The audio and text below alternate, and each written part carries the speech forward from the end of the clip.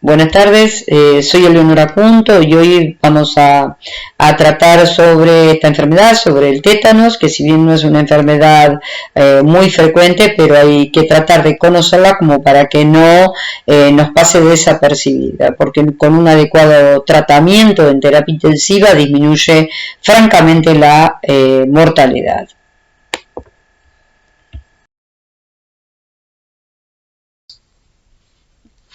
Bueno, en esta imagen lo único que basta decir es que esta es la ruta de aprendizaje, son 11 temas principales dentro de esta enfermedad, y si queda alguno pendiente lo podemos charlar y evacuar las dudas en el Zoom en donde nos reunimos semanalmente.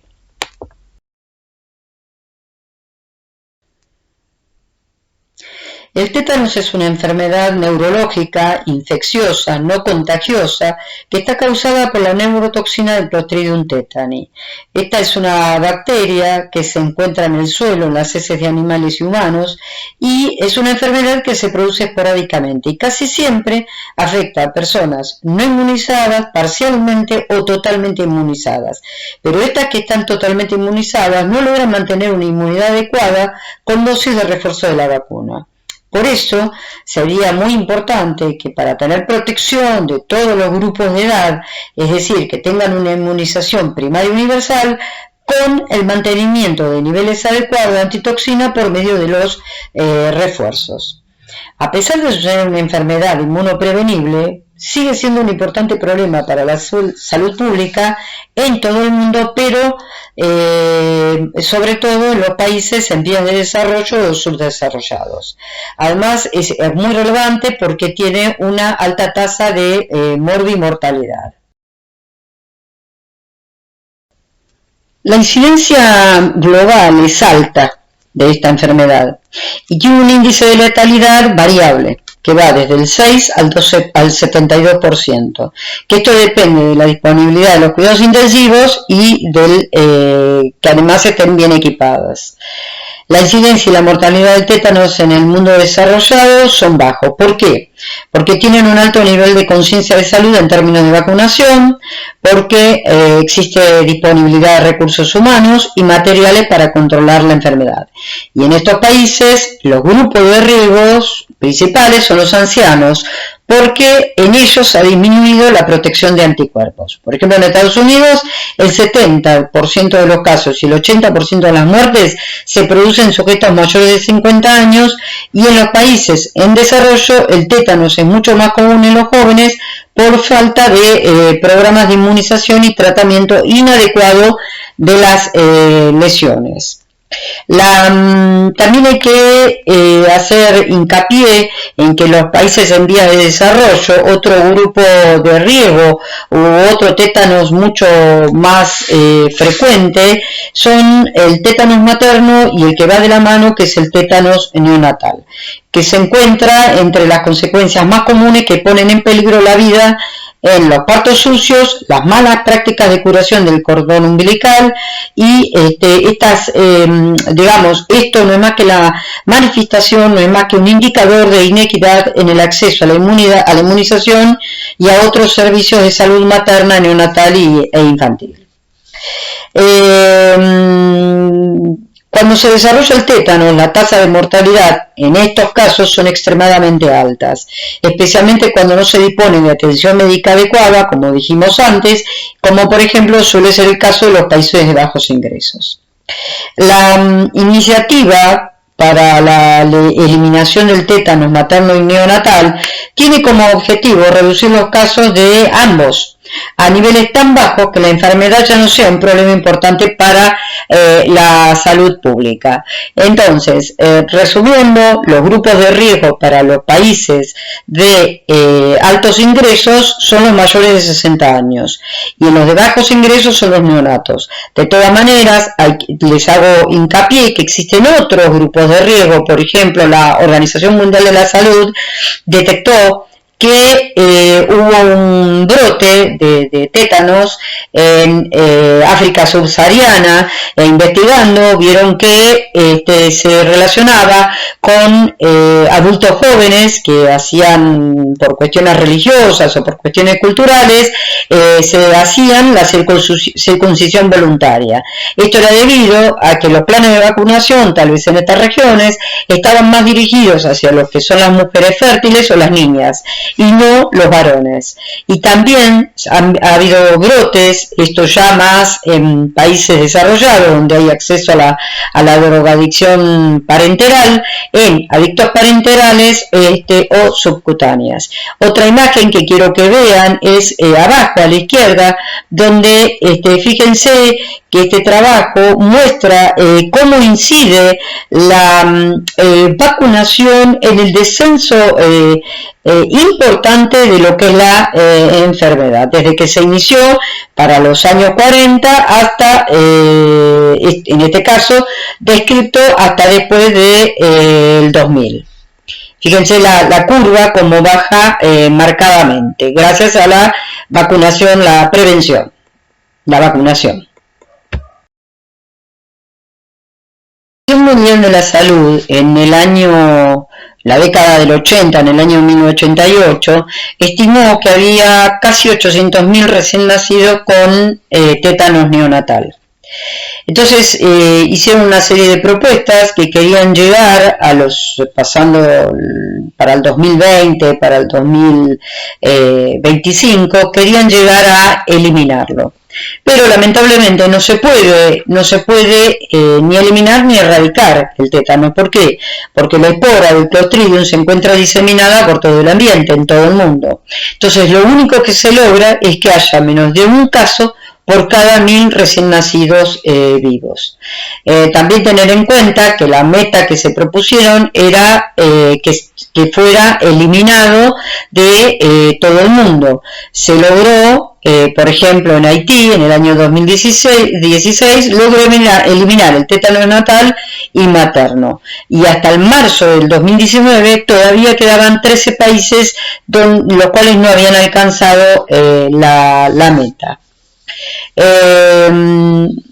Y además, estimar la verdadera carga de tétanos es muy difícil, porque la mayoría de los casos ocurren en los países de bajos y medianos ingresos, donde los sistemas de vigilancia son muy limitados.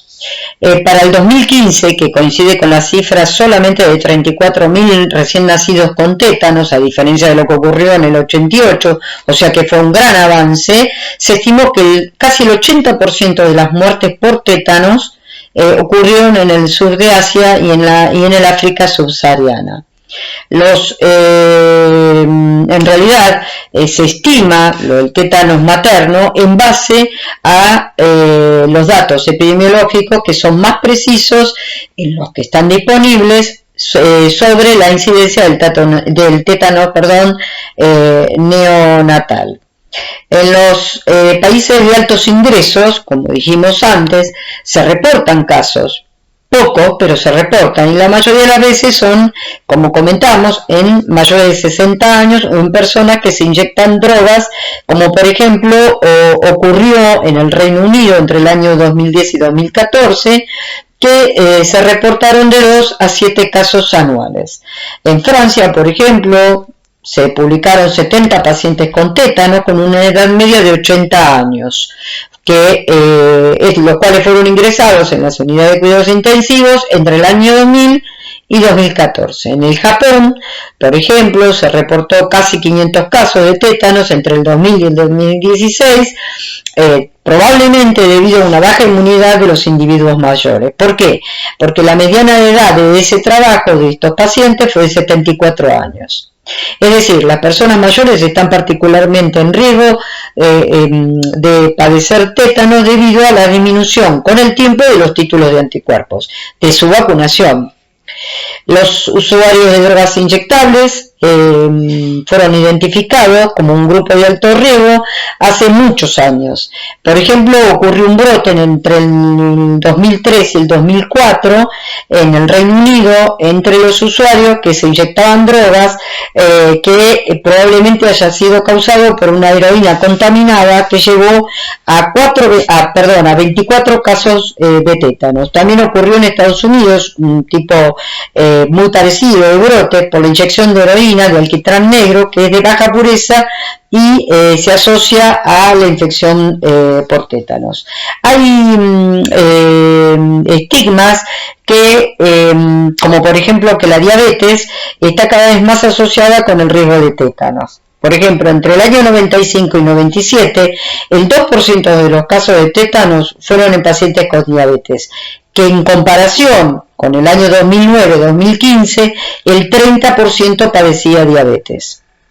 El aumento de este hecho no está claro, tal vez la tendencia podría estar explicada un poco por las prácticas de la inyección de insulina y también por menores concentraciones séricas de anticuerpos tetánicos. Otro estigma que se manifiesta en las diferentes publicaciones, que cuando hay un conflicto o un desastre natural en algún país, aún con infraestructura de salud pública adecuada, puede haber un aumento en la incidencia del tétanos a través de, por ejemplo, el desplazamiento de personas, la interrupción de los programas de vacunación, en fin, todo esto es lo que sea desastre, o conflictos bélicos, etcétera, puede llevar a un aumento en la incidencia de tétanos.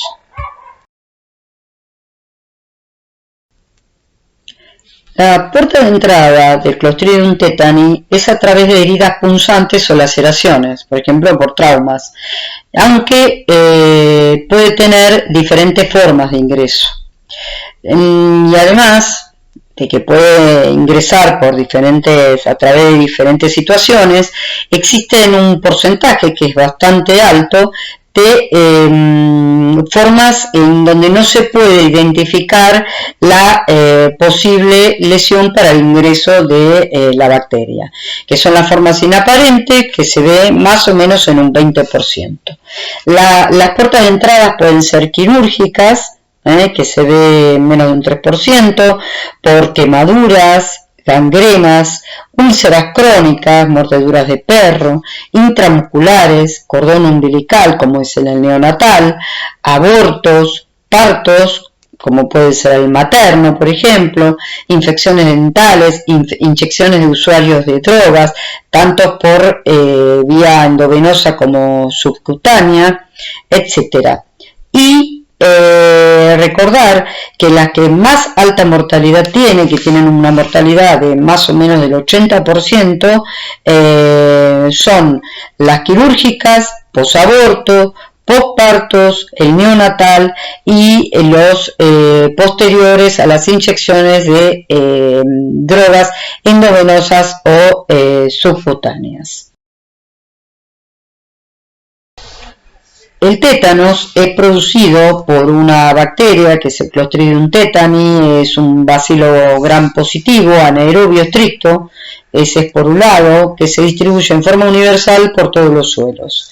Las esporas, recordar que son muy estables en el ambiente, soportan, digamos, diferentes sustancias, como puede ser estar en contacto con etanol, fenol o formol, pero son más sensibles al yodo, glutaraaldehído y al agua oxigenada.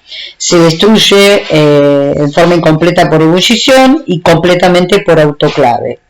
La bacteria, acordémonos que presentan dos fases, una fase de resistencia que es la esporulada, la forma esporulada o espora, y una forma infectante que es la forma vegetativa. El pasaje de una a otra forma, que es de crucial relevancia, se produce porque tiene que haber en la puerta de entrada un medio ambiente adecuado, que es en anaerobiosis, que se debe producir la caída del potencial redox, que se ve facilitada por la presencia de tejido necrótico, tejido infectado o por la presencia de cuerpos extraños. Esta caída del potencial redox es un momento clave, fundamental en el medio en que se encuentra la espora para permitirle el pasaje hacia la forma vegetativa. Sin esta caída de potencial redox no pasa de la forma de resistencia a la forma infectante.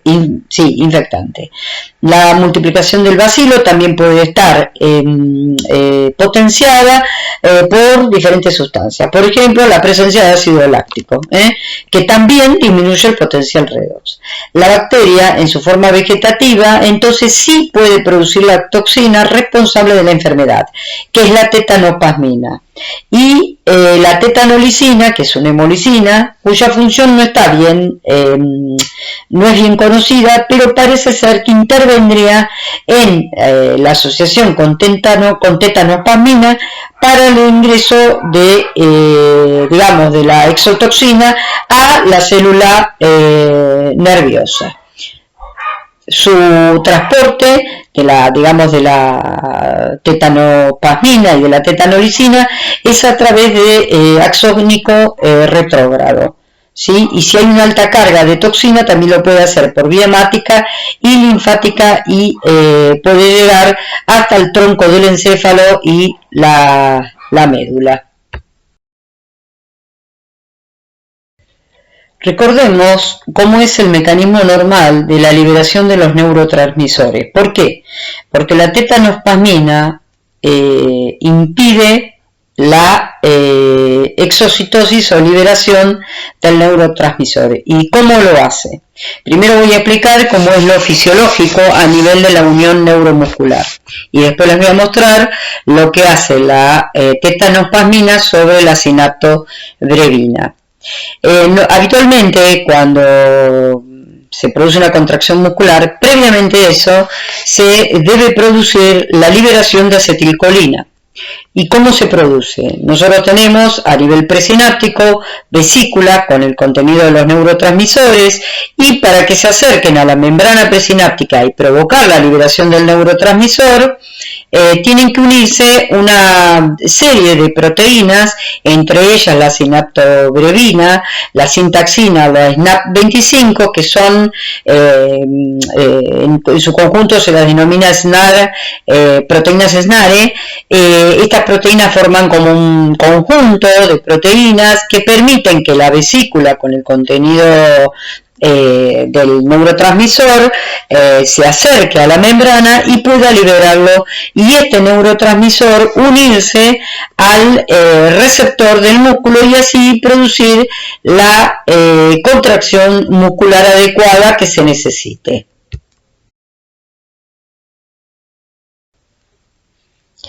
En condiciones adecuadas, en la puerta de entrada de la espora del Clostridium tetani es capaz de germinar y produce las dos toxinas como mencionamos, la tetanolicina, que no se sabe bien para qué, o sea, qué función cumpliría, pero se cree que favorecería la tetanospasmina. Por un lado, hay otros autores que hablan también de que produciría una caída del potencial redox, o sea que actuaría a dos niveles. Y la tetanospasmina, que es la toxina tetánica, que es responsable de las manifestaciones clínicas, siendo una neurotoxina muy potente. La toxina se produce como una proteína de cadena simple que se somete a una modificación post-traduccional para producir cadenas pesadas y ligeras, unidas por un enlace disulfuro. La cadena pesada además se subdivide en un dominio C-terminal, que es el que se uniría al receptor de la neurona presináptica, y el dominio N-terminal, que media la translocación de la cadena ligera en el citosol de la neurona. La cadena ligera contiene además una metaloproteasa N-terminal, que es responsable de la acción de la toxina. La toxina tetánica se une a las membranas presinápticas en las uniones neuromusculares y posteriormente se internaliza, o sea, se introduce dentro de la neurona y se transporta en forma retrógrada en la neurona motora a través de las vías axónicas basadas en microtúbulos. La toxina se somete a la transitosis y es captada por la neurona inhibitoria presináptica, donde la cadena ligera se libera en el citosol. No sé si lo llegan a ver, el puntero, pero es esta imagen agrandada que está acá. ¿Ven? Asciende por vía axónica, retrógrada, y una vez allí ejerce impide que la vesícula sináptica libere los neurotransmisores. La toxina, el mecanismo exacto de la translocación es desconocido, pero el proceso implica cambios estructurales inducidos por el pH. Además, la toxina se une principalmente a las terminaciones presinápticas de las motoneuronas inferiores, que vendrían a ser estas que están acá, donde puede causar una alteración local de la transmisión neuromuscular.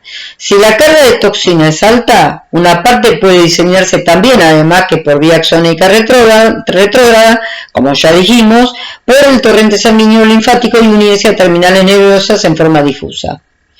Puede llegar a los cuerpos neuronales del tronco del encéfalo y de la médula espinal. La toxina también llega por este tipo de transporte hasta el cerebro, en el interior de las neuronas. La toxina ya no puede ser neutralizada, recordémoslo. Una vez en el sistema nervioso central, difunde a neuronas inhibitorias, especialmente a las interneuronas glicinérgicas, y locales de la médula espinal, y neuronas descendentes GABAérgicas del tronco del encéfalo. O sea que actuaría a dos niveles, en las neuronas glicinérgicas, y en las GABAérgicas.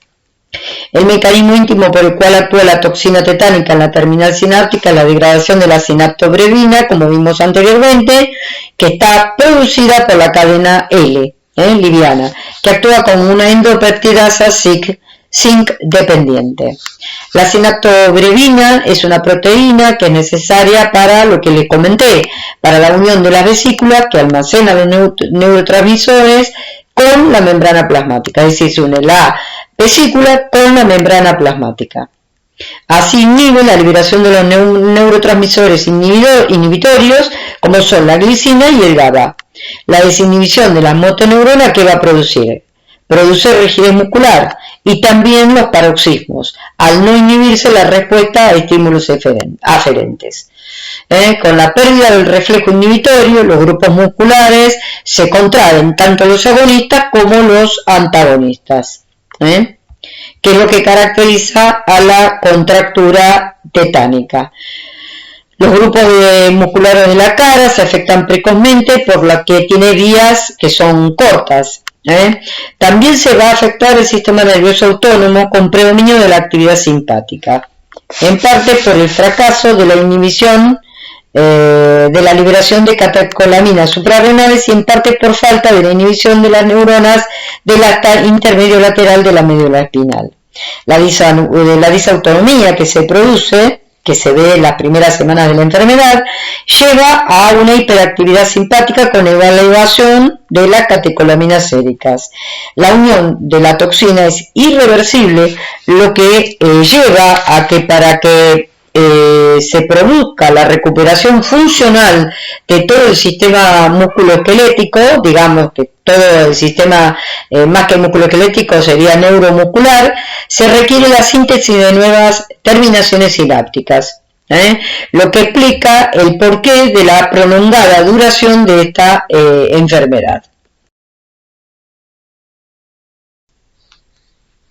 Esto es un resumen de lo que hablamos recién, es decir, tiene que haber anaerobiosis en el lugar, la puerta de entrada, entonces pasa desde ser una espora a una forma vegetativa, es decir, se tiene que producir la germinación, la multiplicación y ruptura de la forma vegetativa de la bacteria.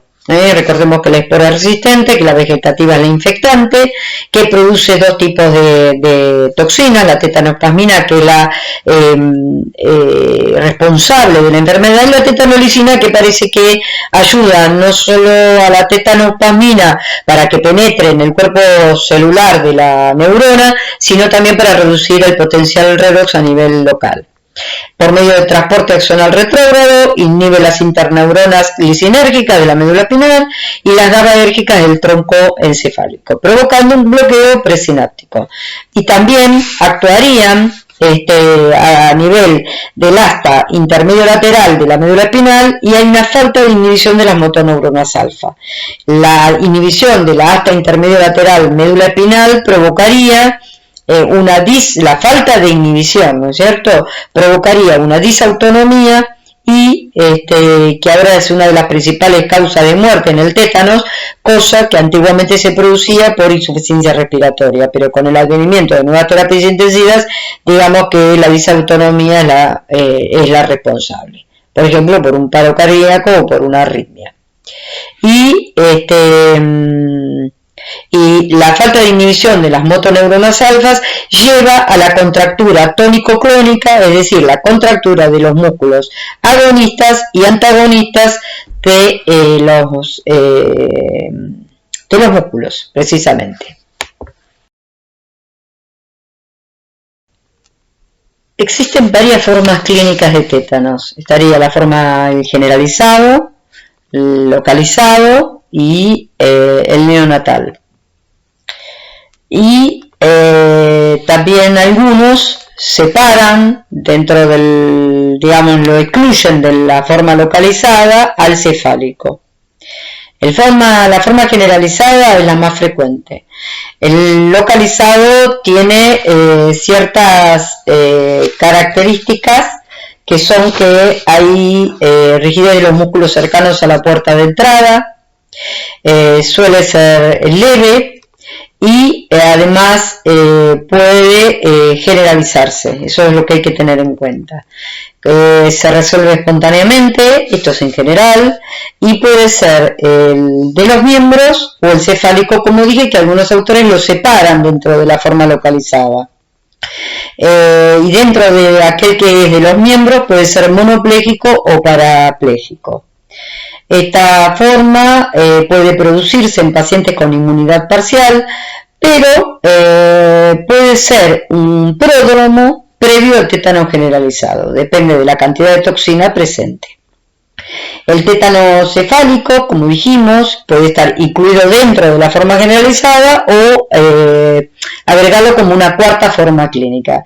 En definitiva, es un tétano localizado que afecta a la musculatura dependiendo de los pares craneales. Generalmente está relacionado con lesiones en la cara o en la cabeza y suele manifestarse a veces por el compromiso de alguno de los pares craneanos.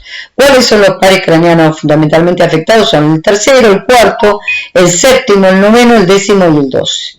El más frecuentemente afectado es el facial y en oportunidades se afectan también los músculos extraoculares.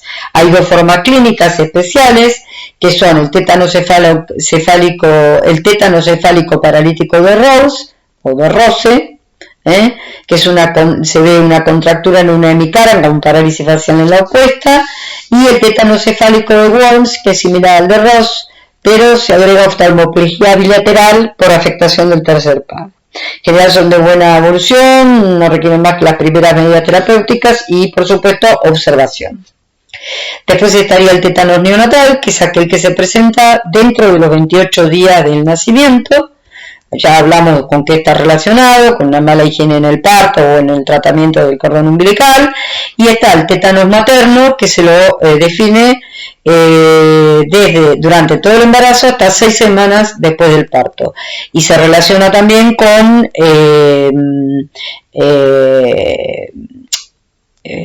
mal seguimiento del embarazo o mala higiene del parto y de la atención periparto. Bueno, esto es una imagen de un tétanos generalizado.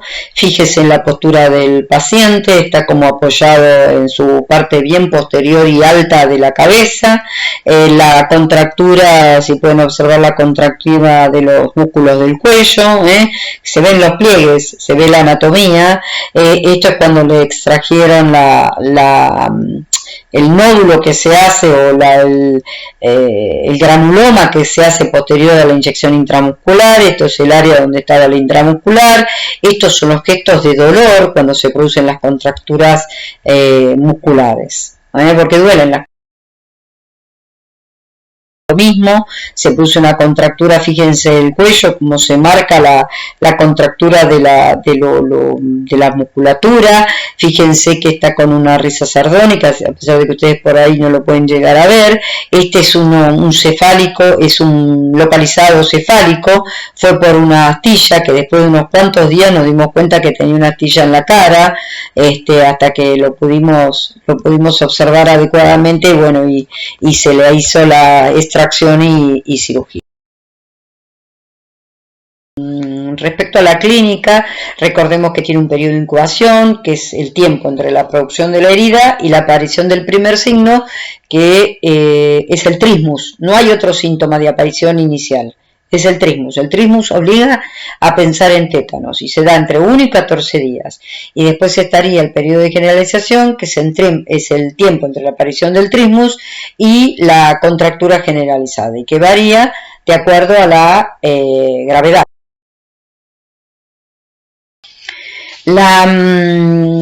Vamos a describir más profundamente lo que es el tétano generalizado, porque es el tétano que más frecuentemente se ve y tal vez que es con el que mayor dificultad tengan a la hora de la práctica clínica habitual. El síntoma inicial de la enfermedad es el trismus. El paciente siempre está lúcido, es excepcional la presencia de fiebre. Tiene 3 características, que es espontáneo, es indoloro, irreductible y es producido por la rigidez de los músculos maceteros.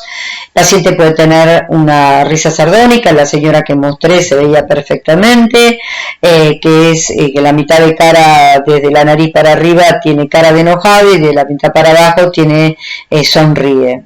La disfagia, que es por compromiso de los músculos de la deglución, una contractura tónica. La hipertonía muscular determina la afección de los músculos de la mímica, como son por ejemplo la risa sardónica, el trismus y la disfagia. Se generaliza progresivamente hasta los músculos dorsales, como por ejemplo los paravertebrales o de la nuca.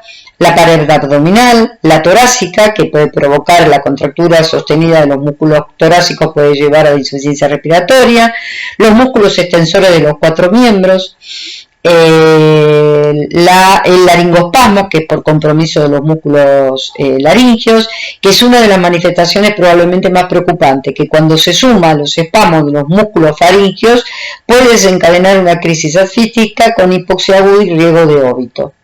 La contractura clónica, además de la tónica, que son los paroxismos o espasmos, que son contracciones paroxísticas dolorosas seguidas de relajación y pueden ser espontáneas o desencadenadas. El opistótono, que es la postura del tétanos, que se produce por espasmo generalizado, también por contractura tónica generalizada del tronco, con flexión de brazos y extensión de piernas. Es decir, el opistótono puede ser por un espasmo generalizado, una contractura tónica generalizada, o porque se le agregue una contractura tónica generalizada.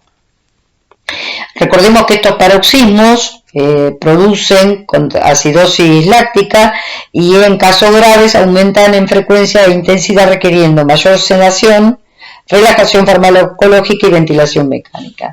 También hay que hacer hincapié en la disautonomía que se puede producir, que antes del uso de la ventilación mecánica la mayoría de los pacientes con tétano fallecía por insuficiencia respiratoria, que creo que esto ya se los mencioné, que con el advenimiento de los cuidados intensivos el tétano grave se acompaña de marcada inestabilidad autonómica. El sistema nervioso simpático, que es el más afectado, puede manifestarse digamos, si bien es el más afectado, pueden observarse también alteraciones parasimpáticas, como la hipotensión, la bradicardia y la sistolia. Las alteraciones de este sistema, del sistema nervioso autónomo, ocurrieron más tarde en el proceso de la enfermedad, pero con el monitoreo invasivo moderno los signos son evidentes en una etapa temprana. El sistema nervioso autónomo se puede manifestar por hipertensión y por taquicardia, que son las características más comunes, y pueden producirse fluctuaciones rápidas en la presión arterial o bradicardia, que son particularmente muy difíciles de manejar. Los efectos autonómicos también producen alteraciones en la función de los intestinos, la vejiga y un aumento de las secreciones respiratorias, lo que además complica el manejo de la enfermedad. También hay que tener en cuenta que los pacientes están mucho tiempo inmóviles, ¿no es cierto?, por largos periodos, durante los cuales reciben altas tasas de sedantes, de relajantes musculares y por lo tanto son susceptibles de padecer complicaciones de la enfermedad crítica a largo plazo. Las crisis disautonómicas de las que estamos hablando se asociaron con niveles séricos elevados de catecolaminas. Estos son 3 casos de tétanos secundarios a un trauma. El de la izquierda arriba es un niño que iba de 16 años, que iba en bici, fue atropellado por un coche, fue internado con sangrado leve del sistema nervioso central, fue dado de alta con esta lesión que se ve, que esta es la parte de la espalda de la columna, donde no fue vacunado. A las 2 semanas o una semana de haber sido dado de alta, tuvo que ser ingresado en el Hospital Muñiz por un tétanos. El chiquito de la derecha, arriba, también es un niño de 13 años que fue operado por un vientre en tabla, que lo que puede dar el tétanos es la contractura de los abdominales. El chico se había lastimado saltando una reja, a los 2 días ingresa a un hospital, lo revisan, tiene un abdomen duro, piensan que es quirúrgico y lo único que le sacan es un apéndice edematizada, nada, pero tenía un tétanos sobreagudo. Y después las 2 imágenes de abajo es un paciente, fíjense la fase sardónica, la cara característica del tétanos, con el apoyo de el vértice del cráneo sobre la cama. Fíjense que es la postura de los pacientes, es la que más cómoda le queda por contractura de los paravertebrales. Este señor se había producido un trauma contuso cortante de la arteria radial, debió ser ingresado a un hospital.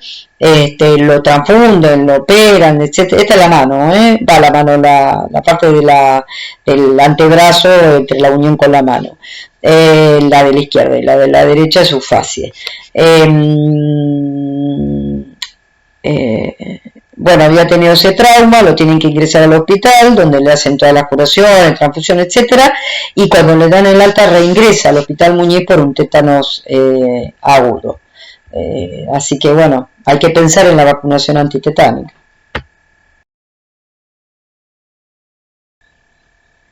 Bueno, la gravedad del tétano se puede, digamos, incluir dentro de los diferentes scores que hay. Yo acá estoy mencionando 5, el de severidad de Ablett, la escala pronóstica de Dakar, la escala pronóstica de Phillips, la clasificación de Veronesi y la clasificación de Miranda-Filo.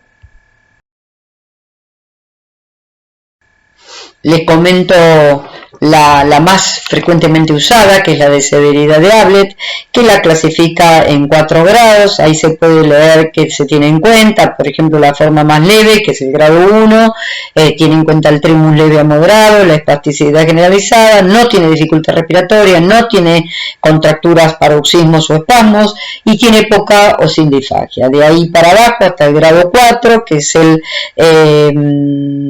trimus grado 3, con violentos trastornos autonómicos que afectan el sistema cardiovascular, hipertensión severa y taquicardia, alternando con hipotensión relativa y bradicardia, que ambos pueden ser persistentes.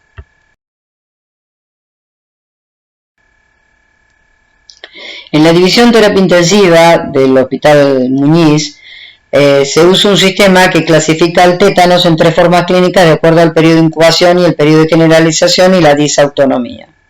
Entonces lo clasifica en subagudo, agudo y sobreagudo. Es decir, teniendo en cuenta el periodo de incubación, el periodo de generalización y si tiene o no paroxismos, disautonomía, y esto determina de menor a mayor gravedad. Ustedes pueden leerlo, o fíjense que tiene que haber un alto índice de sospecha que es de suma importancia cuando los pacientes se presentan con síntomas compatibles, ya que el diagnóstico es solo clínico. El laboratorio, así como los cultivos, son de poco valor diagnóstico. Solo en un 30% de los casos se aísla Clostridium tetani de la herida. Fíjense que, por ejemplo, la forma subaguda tiene un periodo de incubación de mayor o igual a 12 días, con una generalización de mayor a 2 días, y el sobreagudo, que es el más grave de todo, tiene una incubación de 1 a 5 días, o sea, desde que se produjo la herida aparente hasta que se inicia el trismus pasan entre 1 y 5 días, y la generalización, es decir, que desde el trismus hasta producirse la contracción abdominal, la contractura de los músculos respiratorios, en fin, el laricopamo, etcétera, pasan menos de 24 horas.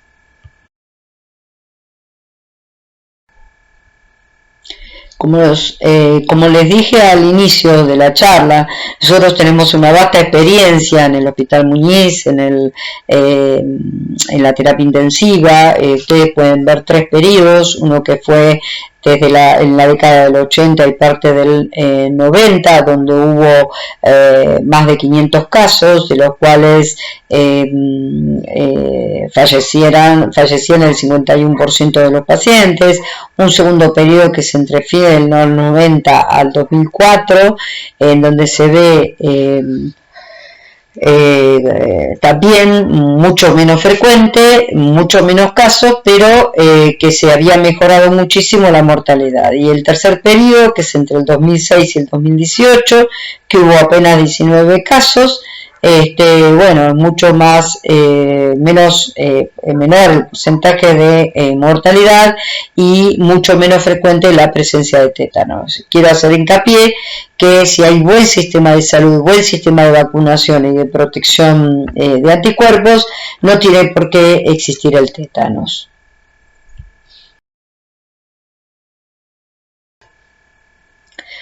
Esto es con respecto al pronóstico, que tiene alto riesgo de mortalidad aquel que tiene un periodo de incubación corto, cuando se inicia precozmente los paroxismos, cuando la gente es adulta mayor, el tétanos neonatal, el tétanos materno, cuando hay aumento de las transaminasas, estos son factores de laboratorio, y aumento de la leucocitosis, las lesiones de cabeza y cuello, el retraso en el tratamiento y la forma generalizada.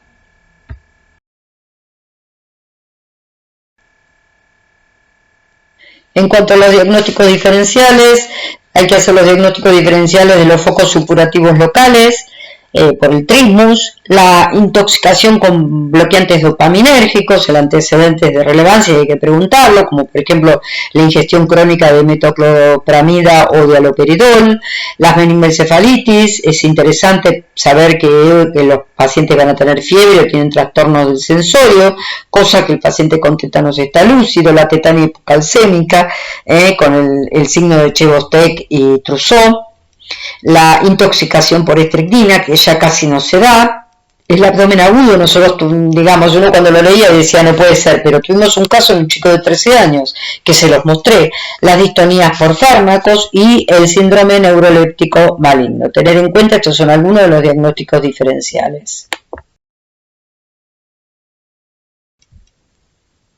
En cuanto al tratamiento, tiene indicación de que el paciente ingrese a la unidad de cuidados intensivos, por más que se encuentre bien, por más que sea una forma subaguda, una forma localizada, tiene que ingresar a terapia intensiva. El ambiente debe tener una mínima exposición a estímulos externos, como puede ser la luz o los gritos o el frío o el calor. La vía aérea debe estar permeable y eventualmente la indicación de ventilación mecánica. Se sugiere una traqueostomía precoz en condiciones de seguridad. Es mejor una programada que una de urgencia. Una vez asegurada la vía aérea y la ventilación, se procede a realizar otros procedimientos terapéuticos.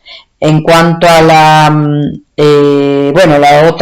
otras premisas que se sugieren, que ahora las leo, pero después las vamos a profundizar: la neutralización de la toxina, la administración de antibióticos, vamos a decir cuál es el mejor antibiótico para administrar en estos casos, la eliminación del foco, siempre, el tratamiento de los paroxismos y de la hipertonía y de la disfunción autonómica.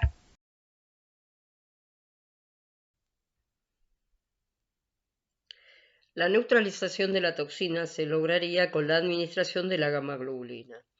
Esta gamma-globulina aún es muy discutido, surgen muchas controversias con respecto a la dosis y la vía de administración. Se menciona la vía de administración intramuscular, intratecal y endovenosa. Nosotros en el Hospital Francisco Javier Muñiz le administramos gamma-globulina humana, 3.000 unidades a 6.000 unidades, en 250 centímetros cúbicos de dextrosa, al 5% endovenoso en 60 minutos. Esto es así después de mucho investigar, y se llegó a la conclusión desde el año pasado a esta parte de disminuir la dosis de gamma-globulina humana que se le administraba al paciente tetánico. Nosotros antes en el servicio le dábamos 10.000 unidades, siempre agregado lo que es la gamma-globulina a 1.000 unidades internacionales a nivel local, antes de debridar el foco. Y ¿cuál es la idea de administrar la gamma-globulina? Bueno, esto se hace para neutralizar la toxina circulante. Esto hace que disminuya la gravedad y la duración de la enfermedad. Existirían dos tipos de sueros que uno podría administrarle al paciente. Le aclaro que en el Hospital Muñiz se utiliza la gamma-globulina, pero existiría también el suero equino, que es mucho más barato y mucho más accesible en países en vías de desarrollo, pero tiene mayor efectos adversos. En cuanto a la dosis, hay muchos autores que hablan de 3.000 a 6.000 unidades, como es lo que yo he puesto en la pantalla, pero por ejemplo el CDC o la Organización Mundial de la Salud sugiere 500 unidades internacionales por vía intramuscular. Recordemos que esto no deja inmunidad y que hay que vacunar. Entonces se vacuna en el ingreso, se vacuna al mes y se vacuna al año. Con esto da una seguridad o una protección de 10 años.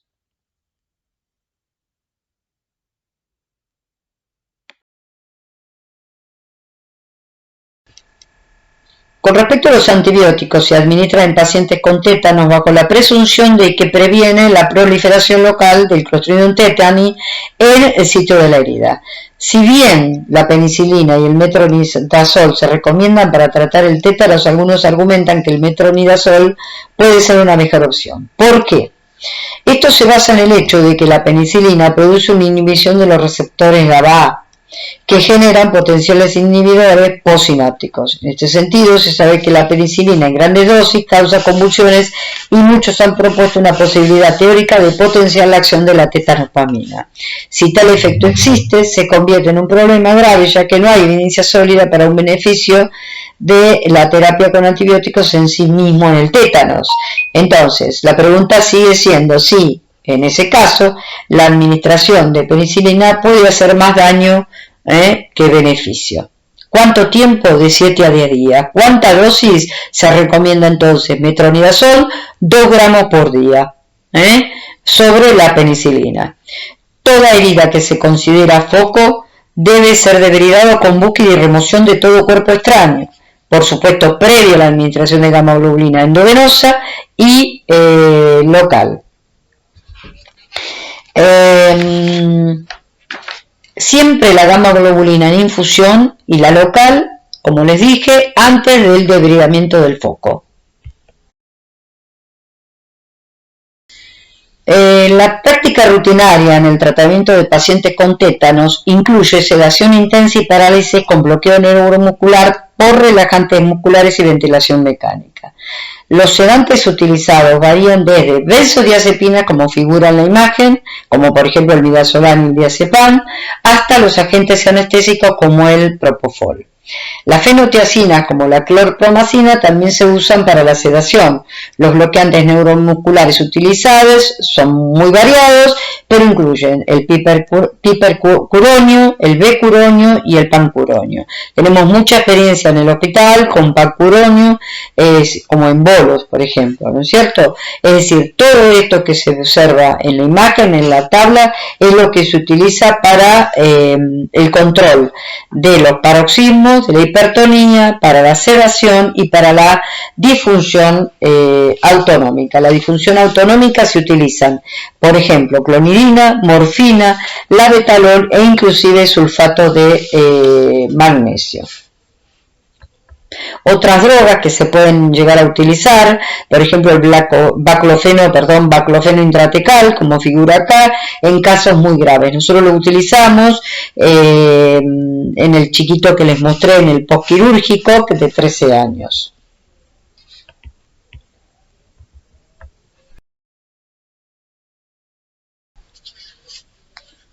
Y por último, con relación a la prevención, hay que indicar profilaxis antitetánica a toda herida cutánea mucosa o intervención quirúrgica. No nos olvidemos de las intervenciones quirúrgicas en pacientes no vacunados o con vacunación incompleta. Muchas veces no lo recuerdan.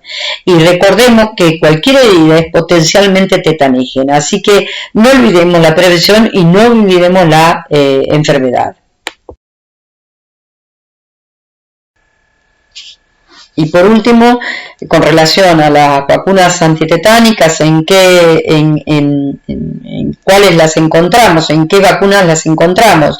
Bueno, puede ser que esté en una vacunación simple para los adultos, por ejemplo, que uno quiere administrar algún refuerzo, la vacuna sextuple, la quíntuple, la cuádruple, la triple A celular, que ahí estamos incluidos nosotros, y en la doble, que incluye la antidiftérica y la antitetánica. Y recordemos que todo paciente que desconoce o está incompletamente vacunado con los refuerzos, hay que administrarle gabaglobulina más vacuna.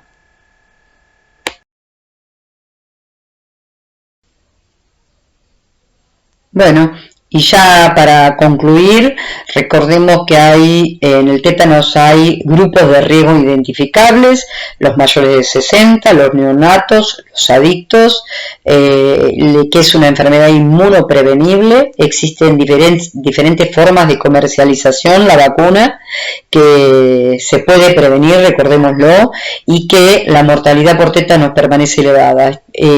Depende de nosotros que sea menor, ingresando a una unidad de cuidados intensivos, teniendo los insumos y los materiales adecuados.